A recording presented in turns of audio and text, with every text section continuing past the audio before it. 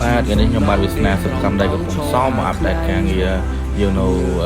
បឹងកឡូត្រេសការងារនេះយើងមាន2វគ្គនេះវគ្គទី1យើងធ្វើទៅមុខនេះដែរទេវគ្គទី1នេះយើងបាន6ផ្ទះ7ផ្ទះយើងបានបញ្ចប់ 100% ហើយមើលសម្រាប់ការងារដែលយើងធ្វើគឺអេមចេញមកមួយគឺ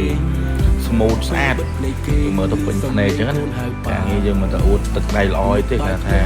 វាអាចទទួលយកបានមកគួរសមមកពេញភ្នែកហើយការងារនេះយើងបានបញ្ចប់ជូនបងម្ចាស់បឹងកឡូយូរហើយដល់ហើយការងារបន្ទាប់នេះនៅទល់មុខគ្នានឹងហ្មងទល់មុខកន្លែងយើងបញ្ចប់មិញហ្នឹងគាត់ឲ្យយើងធ្វើ8ផ្ទះទៀតអញ្ចឹងការងារនេះ8ផ្ទះទៀតយើងឡើងឆ្អឹងបាន2ផ្ទះទៀតហើយផ្ទះមិញផ្ទះធំហើយខាងនេះយើងធ្វើបាន5ផ្ទះប្រក់ឲ្យអស់ហើយបាញ់ហើយជាងបាញ់ផ្ទះទឹកបាញ់អីហ្នឹងឲ្យអស់ហើយ smart board យើងប្រើប្រភេទ8លីក្បឿងដបូលយើងដបូលក្បឿងយើងធ្វើបាន5ផ្ទះហើយនៅតែព្រមទេអញ្ចឹងការងារនេះប្រហែលជាស្អែក2ថ្ងៃយើងព្រមបញ្ចប់ហើយយើងព្រមយើងបៀប